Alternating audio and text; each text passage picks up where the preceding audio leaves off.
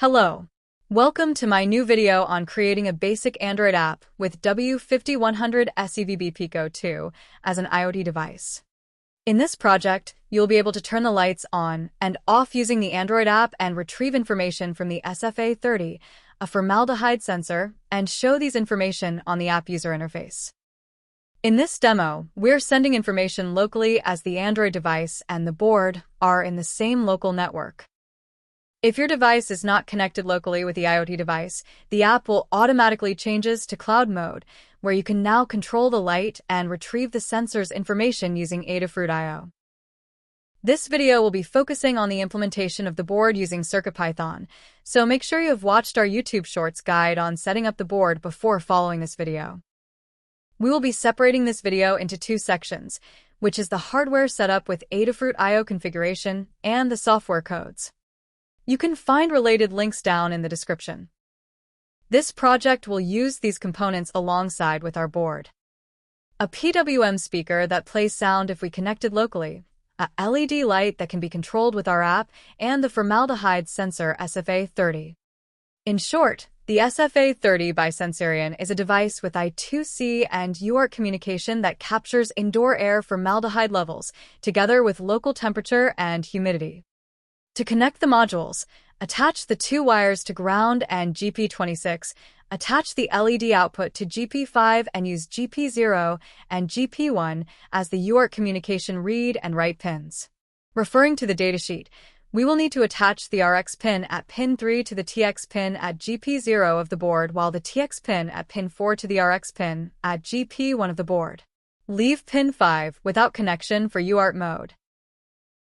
On Adafruit.io, you will need to create the dashboard as follows.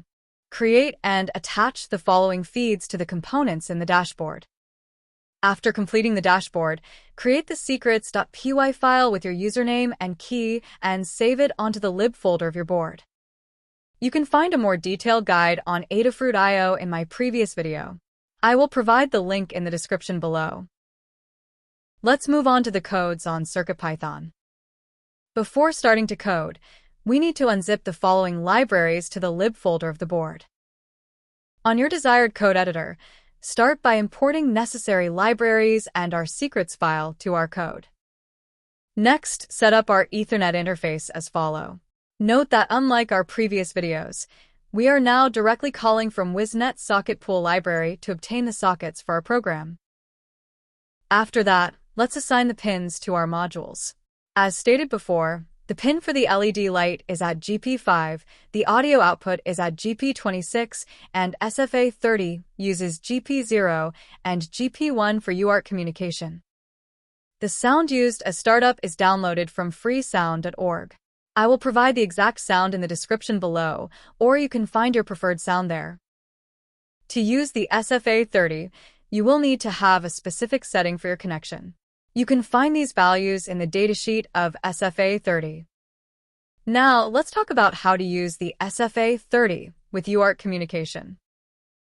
As you power up the module, it is recommended to wait 10 seconds before starting to read values from the module, since the formaldehyde output will only return 0 if you asked to read values before the module is calibrated.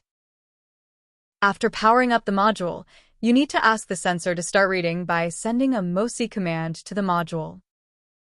After that, you can read the measured value by sending the read MOSI command to the module. In the received MISO frame, you will find two values each responsible for measurement available on the module. Looking at the example below, you will find that starting from the 5th index of the MISO array, we can obtain the first value needed for the formaldehyde concentration, alongside the second value position at 6th index. The next values are for humidity, which is the 7th index and the 8th index of the MISO array. For the temperature, you'll find a special case where the first value is represented in 2 different bytes in the MISO array.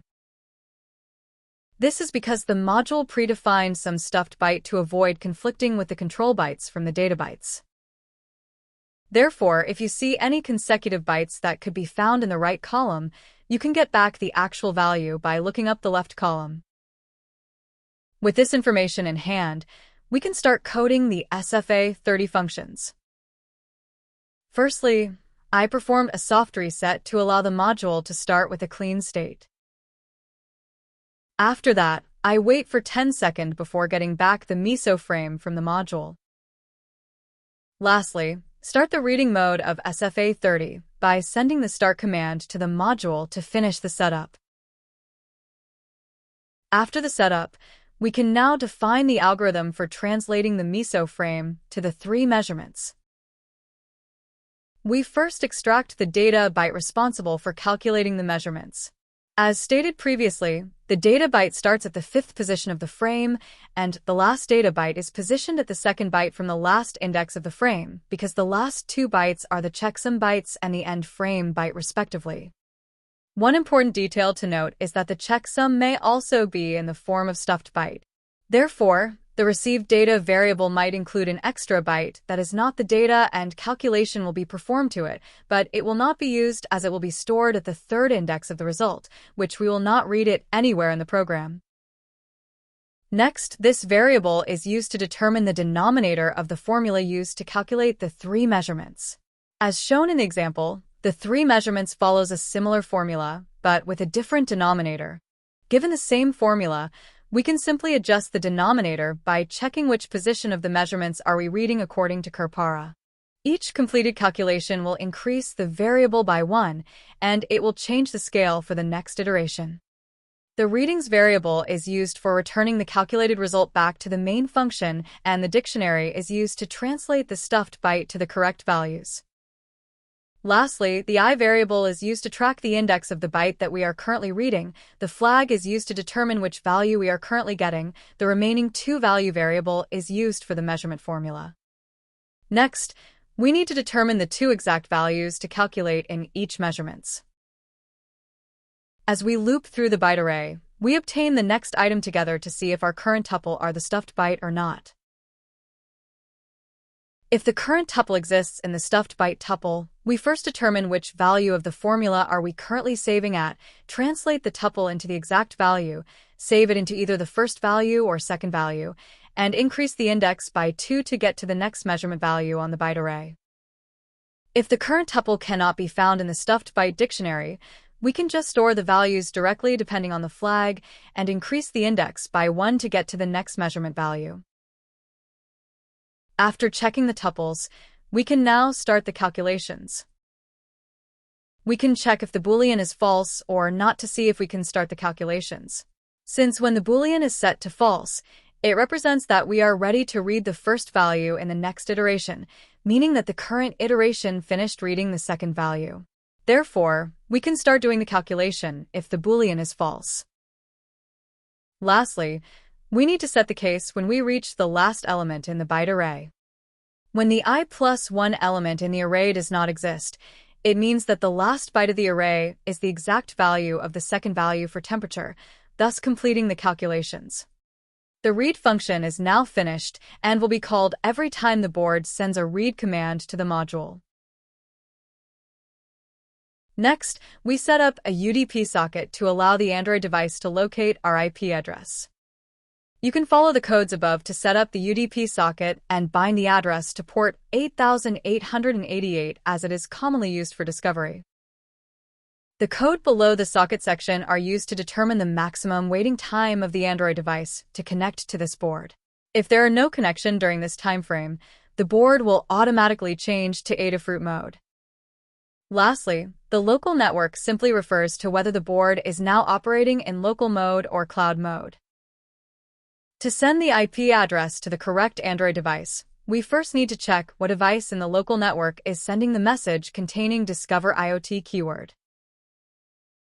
If there are no device on the local network sending this message within our predefined maximum waiting time, then we will run the program in cloud mode, where we will use Adafruit as the IoT platform. If we were able to find any device that sends this message, we can then reply them with the IoT device keyword alongside our IP address, while also setting the local network to true. With the mode selected, we can now code the main loop for the program. Initialize the time of starting the mode for checking the connection between the board and the device, the power for turning on and off the machine, and readings list for returning values of the SFA30 measurements. Then, choose the mode based on the local network. To set up our board as an HTTP server, we first need to use the server constructor to create a server object under Adafruit HTTP server library. At the same time, we'll be performing UDP pinging, which checks whether the Android device is still connected in the same network or not. The reconnect second refers to the time between each UDP pinging function calls, and the idle time is the waiting time, which will exit the UDP pinging function and change to cloud mode if the board cannot receive the required UDP message in this time frame. I also use try and except keyword to avoid memory problems if I used keyboard interrupt to exit the program. After initializing the server object, we can then set up the API paths for the Android device to call to. This is an example of the default path, where if we only call to the IP address using HTTP requests, our board would play a sound and return the current LED value to the Android device to amend the image button. Next, we set the key path of the server. The API endpoint will be called when the user first connects this device locally to get the user's secrets of their Adafruit account, which is required as one of the headers when sending and receiving data from Adafruit I/O. After that, create the path to toggle the LED light. This is the API endpoint when the user pressed the light bulb image button on the Android device app. Lastly, we create the route of the SFA30 module. As we already started our module in read mode, we simply need to send the read message to the module to obtain the measurement data. After sending the command, I stored the bytes obtained by the readLine function into a byte array, as it is possible that the readLine function does not include the whole meso frame reply, so I will store all the segmented frames until the readLine function returns none. Lastly, set the readings variable with the functions defined to calculate the measured values and return the readings as a JSON response to the Android device. This completes the API paths for our HTTP request by the Android device. We can then start the server at port 5000 with this code and represent the status of the server with a boolean. After starting the server, we will need to poll for requests from the Android device, but at the same time ping the Android device to check whether the device is still connected or not. Below is a detailed description of how I combine the two functions, but in short, I will do the polling first, and if the time limit for pinging device is reached, then we will do the UDP pinging function first. While our server is still online, we run the poll function to wait for requests from the Android device. As the poll function is non-blocking, the code below will still run to check whether the time for pinging has reached. As for the UDP pinging function, we use the same logic as the discover function, but if the time limit has reached, we would need to close the server, change local network to false to return to cloud mode, and break the while loop by setting connection to false as our server is offline. This completes our local mode of the board. Let's move to coding the MQTT section for cloud mode. For a more detailed guide on using MQTT with Adafruit, you can refer back to the same video link in the description below. After setting the SSL context for our MQTT client, set the feed needed to send and receive data. Build the connected, message, and disconnected functions for our MQTT client and create our MQTT client with the following parameters. The only feed we need to subscribe to is the light feed, as we will react to the inputs from the Android device to the cloud. Next, we connect the MQTT client and retrieve the first instance of data from the SFA30. The timeout variable above is used to determine the time needed to call UDP pinging function. After using the same calculation method on SFA30, publish the values, the LED state, and that our server is online to Adafruit I/O. Lastly, set up a throttle time to avoid throttling on the Adafruit I/O, and save the current time in two variables to see if the time is reached to send data to Adafruit I/O and that of UDP pinging. After the initialization of our MQTT client, we can now code the main loop of cloud mode. This is the basic structure of our loop. The try except keyword is used to disconnect from Adafruit if there is any connection error, or we close the program by keyboard. When the time to send data has reached, we use the same algorithm to send SFA30 data to Adafruit IO.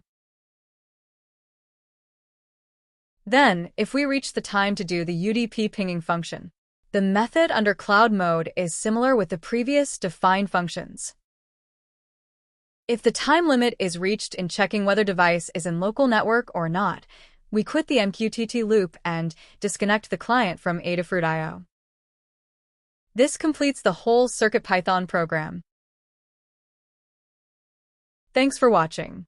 I hope by this video, you learn how to host UDP socket on the board, find device on local network using UDP pinging, and serve as a HTTP server in a local network. In the next video, I will be talking about how I build my Android app and show more functionalities of the app and the board. If you like this video, please like and subscribe to the channel for more related content. See you soon!